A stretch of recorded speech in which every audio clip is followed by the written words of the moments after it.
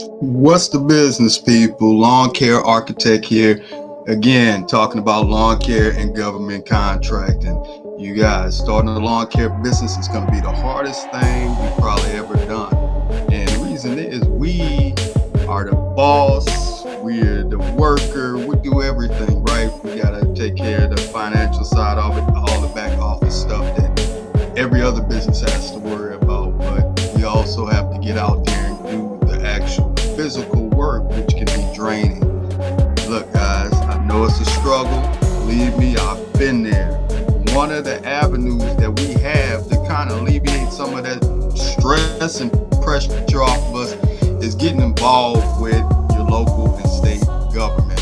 Reason why, you're going to start to see a more dependable stream of income coming in on a regular basis, and that's on a monthly basis. But this is a series like we talked about in the last video. If you haven't got a chance to check out the first part of this series, go back and check that out on the channel.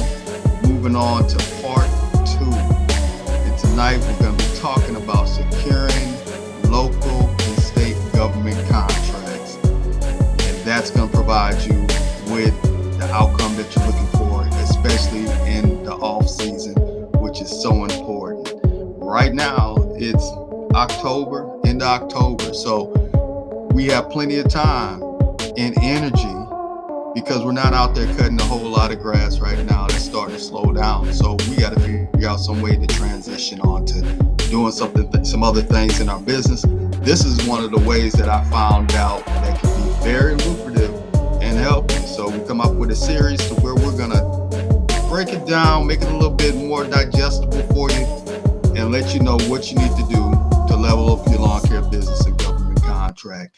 We're not going to hold you long, so let's jump into this good information. Let's go. Let's start off with all the things you may want to do or need to do, actually, in order to, get started.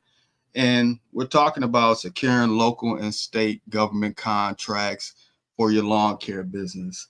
The easiest way to get this done is to remember that we're doing it by the rule of 3, right? And the first thing we want to do is make sure our business is registered with all the proper sites like sam.gov, whether you're in your local and state government portals called procurement portals, to where you can actually look at these bids, bid on contracts, and actually follow the rest of the process as far as being successful in government contracting.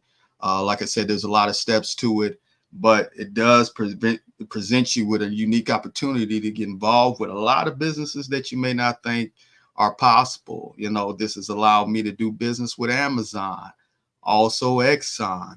A lot of the bigger companies out there, they do business with the federal government, and some are even required to do business with small businesses. So that's where we come in, trying to make sure that we have all our ducks in a row. So when the opportunity presents itself, we can go ahead and jump in and get that going, right? So that's the first part of what we want to focus on, is making sure that we're out there in the community, networking at these local procurement offices, getting contacts with people that we can see face to face. I can't stress to you enough how important it is to start off at the local level, which is going to be in your city or your county or your parish like we have here, and get involved there. That way you'll have somebody to put a face with, with the information that you're getting at the time. So step 1, making sure that we're in a good space and place by having our tax ID, having our website set up, making sure that we're a legitimate business. All that stuff's going to be important. You want to have a professional email address, usually, with your business.com, and go from there, guys. There's plenty of opportunity out here for us. So we got to make sure we follow the proper steps to get involved. Register. Then we're going to research, the opportunities. One of the things that you need to do in order to do your research is make sure, again, that you're in the right category. And you may ask, well, how can I get into the right category? I'm going to talk about that on the next slide here.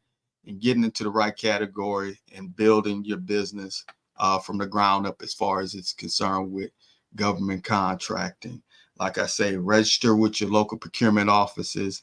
Make sure you have all your proper documentation as far as your articles of organization for your business, whether you're an LLC, any of that stuff, sole proprietor. Make sure you have that information ready and available for when you log into these procurement portals. Your insurance and licenses. Guys, when you're getting involved with these government contracts, there are going to be a couple different types of insurances that you're going to probably be looking at. There's going to be a bond insurance, right? They want to make sure that you have the capabilities to, if something goes wrong, to be responsible for whatever that contract may be worth. It may be a performance bond, things that we'll do a little deeper dive into in another video. The performance bond is just making sure that you have insurance to say that you're capable and that you're going to be able to finish the work that they're paying you for. So just for example, if you want to get involved with a contract that's $200,000 contract, right? You're going to have insurance in order to cover the scope of that work, just in case anything goes wrong and you're incapable of getting the job done. It's kind of just there. 9 times out of 10, if you're doing the business right, you'll never have to actually dig into that pot. You know how insurance works. So that's one of the things that can kind of slow you down, is making sure that you have bonds, insurance when you're getting ready to set up these contracts. Licenses in lawn care here in Louisiana, they do require, if we're doing landscaping work, anything besides cutting grass, guess what? You're going to need a license for it, a horticulturist license, which requires you to go take a test and all that good stuff. If you're doing pest control, guess what? That's another thing you're going to need a license for. So it's important that we kind of set ourselves up for success and get all this stuff done in the beginning, so it doesn't slow us down when we go to sign up for some of these bids, or, send in our bid proposal and we realize, oh, we don't have enough insurance to cover us, or we don't have the proper licenses that they're asking for in the contracts. So that's why it's really important that we take care of this business up front. And, we don't want to have any delays when it comes to this stuff, guys. We want to make sure, like I said, we're in a good space and place to move forward. One of the codes that you're going to need as a lawn care service provider with the federal government, like we talked about earlier, they require that you have codes, right? This particular code that you're going to be looking for, whether you have a lawn care, landscaping business, or any other business, you have the opportunity to go look these codes up, but you're definitely going to need this in order to do business with the federal government. It's called an NAICS code. And of course, it's an acronym for something. What do you guys think that stands for? Well, you can do your research, look it up. We're going to talk about it later on. So this is the particular code that you need in order to do work in lawn care and landscaping here listed for you.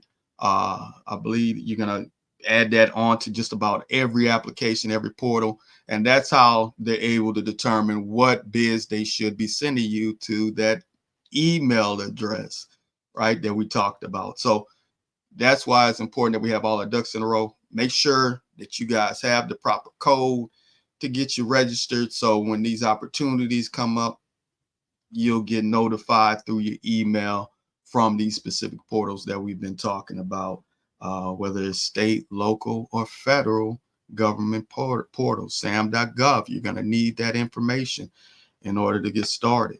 So with your business now ready, we're ready. We've done our research, right? And we've registered already. We've done our research. Now it's time for us to start bidding. What we're going to do is make sure that we get you guys the proper information in a condensed format. That's what this is. It's important that you watch the full series all the way through. Like I said, this is securing local and state government contracts in your lawn care business. The next video up is going to be prepping your lawn care business for government contracting. And what I mean by that is we're going to do a little bit deeper dive into sam.gov, right? We're also going to do a deeper dive into those codes that we spoke about for your lawn care business. Look, guys, these are going to be short lessons full of information. I hope you got your notepads out and you wrote down everything that we discussed in this one. It's time to move on to the next one. Appreciate your time and energy, and I'll see you in the next video. Let's go.